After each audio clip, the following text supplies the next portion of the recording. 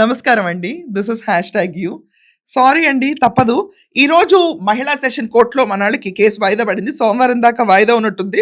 అప్పటిదాకా వీళ్ళు bail petition pending అనే ఉంది. మన జోగి, రాజీవ్ కుటుంబ సభ్యుల్లో శకుంతల అల్లాడిపోతూ ఉంటుంది పాపం. ఈరోజు ఆవిడ చేసుకోరు కదా శ్రావణ శుక్రవారం వ్రతాలు. ఆవిడ కోర్స్ యేసు ప్రభుని ప్రార్థించుకుని కాస్త ప్రశాంతత పొందాలని నేను ఆశిస్తున్నాను. బట్ ఇప్పుడు స్టోరీలోకి వెళ్తున్నా. ఏంటంటే మేఘన సూసైడ్, ఇది ఈరోజు సంచలనంగా మారిన ఇంకొక వీడియో.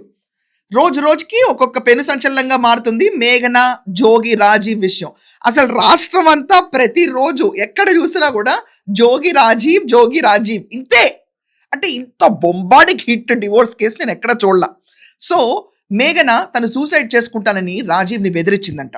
సో రాజీవ్ని బెదిరించినప్పుడే అతను అర్జెంటుగా భయపడిపోయి ఈ అమ్మాయి నుంచి మానసికంగాను లైంగికంగాను దూరంగా ఉన్నాడంట. అంటే he didn't share his bed అంట. అదే భయంతో 20 రోజుల్లోపే గెంటేశాడంట ఇంట్లోంచి.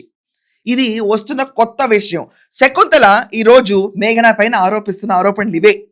సూసైడ్ చేసుకుంటాన్ని బెదిరిస్తే ఏ మగాడు కాపురం చేస్తాడు నీతో ఏ మగాడికి అసలు క్లోజ్గా మెంటల్గా ఉండగలుగుతాడు? అందుచేతనే కదా నేను ముందుకొచ్చి చెప్పాను, కొంచెం ఆకర్షయామి, కొంచెం ఒక ఇన్నోవా కార్ స్వాహ, దాని తర్వాత ఒక బంగారు గొలుసు, నాకు కొన్ని గొలుసులు, ఇలా మొత్తం డైమండ్ నెక్లెస్లు వేసుకుని మళ్ళీ ఫ్రెష్గా కళకళలాడుతూ తిరిగితే ఆకర్షించుకుని మళ్ళీ కాపురాన్ని చక్కబెట్టుకోవచ్చు.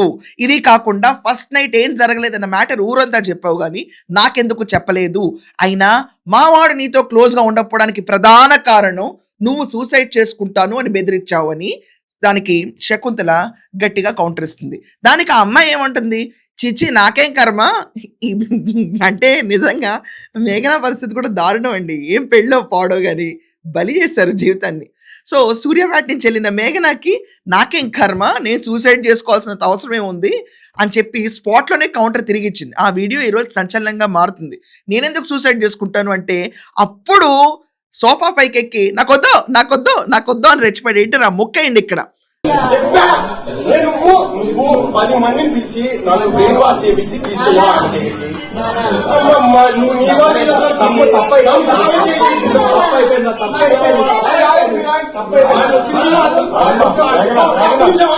సో ఇలా రెచ్చిపోయిన జోగి, రాజీవ్ వెనకమాల మెయిన్ కల్ప్రిట్ నిజంగా చెప్పాలంటే వాళ్ళ పేరెంట్సే. ఈ జోగి రమేష్, శకుంతల పెంట చేస్తారు. వాళ్ళకున్న పొలిటికల్ మైలేజే అంతంత మాత్రం. అప్పులు చేసి మేము కూడా పెళ్లి చేసామని శకుంతలే ఒప్పుకుంటుంది ఫోన్లో. అలాంటి పరిస్థితుల్లో ఉన్నప్పుడు ఈ పూజకు పనికిరాని పువ్వుని తీసుకెళ్ళి ఆ అమ్మాయికి అంటగట్టి ఆ అమ్మాయి సూసైడ్ చేసుకోవటం దానివల్ల ఇతను కాపురం చేయలేదంట మాత్రం ఎంతవరకు నిజమండి ఈ మాట? సో ఈ రకంగా రాష్ట్రం అంతా నవ్వులు పాలు అవటానికి తప్ప వాళ్ళ కొడుకుని ఎంత ఘనంగా ఎయిర్పోర్ట్ నుంచి అమెరికా నుంచి తిరిగి వచ్చాడు మా వజ్రాయుధం అని చెప్పి వాళ్ళు చూపించి తీసుకొచ్చారు. కానీ అసలు నిజంగా ఎన్ని మాటలు ఈరోజు ఆ రాజీవ్ పరిస్థితి. అతను అహంభావి, ఇష్టం వచ్చినట్టు చేశాడు. టీడీపీ కార్యకర్తలు అయితే మరి దొరికింది కదా ఛాన్స్ అని చెప్పి ప్రతి ఒక్కరు షేర్లు కొట్టడం మొదలుపెట్టారు. ఏమైంది? రాష్ట్రం అంతా చాటలాగా చాయిపోయి మొత్తం వెళ్ళిపోయింది. ఇంకా తెలియని వాళ్ళకి తెలిసిన వాళ్ళకి జోగి రాజీవ్ ఎవరో బాగా తెలుసు. ఈరోజు మేఘన సూసైడ్ అంటే అమ్మాయి తిరిగి కొట్టింది.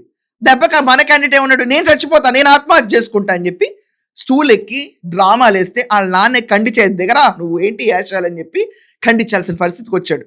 సో చెప్పండి మీరందరూ, ఈ శకుంతల డ్రామాలు ఏంటి, ఈ విషయాలు ఏంటి, అసలు వీళ్ళకి నిజంగా బెయిల్ వస్తుందా, మీ అభిప్రాయం ఏంటో కొంచెం తెలియజేయండి. That's all for now. Thank you.